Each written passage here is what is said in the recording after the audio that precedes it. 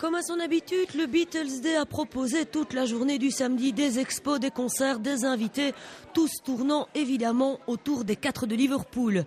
Après les fastes du 20e anniversaire au théâtre, l'équipe organisatrice est heureuse de revenir chez elle, au Vauxhall, au pied de la Beatles Lane. On a fait la 20e au théâtre, c'était très bien, c'était sur la grande place de Mons, on avait pignon sur rue, comme on dit, mais je pense que le Vauxhall était un endroit mythique où on a débuté en 88 et où il y a maintenant la Beatles Lane, allée des Beatles, qui a été inaugurée en 2007. Donc pour nous, le Vauxhall, ça reste un endroit mythique et je pense que la plupart des gens qui sont venus aujourd'hui, ils sont venus de toute l'Europe, ont apprécié le fait que nous retournions au Vauxhall. C'est votre caverne à vous ? Quelque part, oui, c'est absolument, c'est la caverne.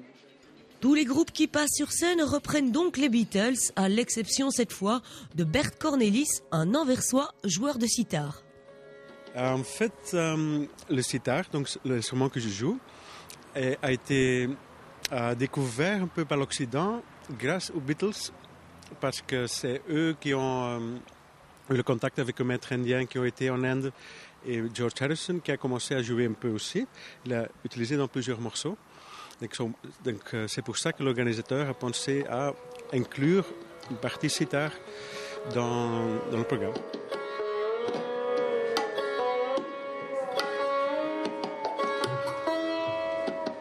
Ambiance musique traditionnelle indienne donc avant le retour des rythmes plus connus des Beatles. L'invité spécial, c'est Perry Rose, chanteur belgo-irlandais. Les Beatles, mais ce sont les parrains de tous les groupes pop-rock, donc j'entretiens une bonne relation entre parrain et filleul, on va dire, si je peux m'exprimer ainsi. Non, les Beatles, c'est la référence absolue, hein,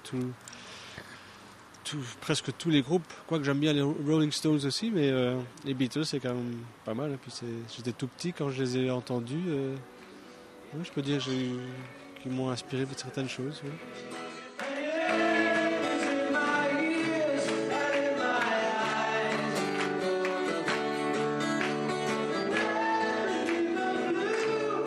Mons s'est transformé en Liverpool et le Vauxhall en caverne pour une journée où, cette année, c'est le double album blanc des Beatles qui a été mis à l'honneur puisqu'il fêtait son 40e anniversaire.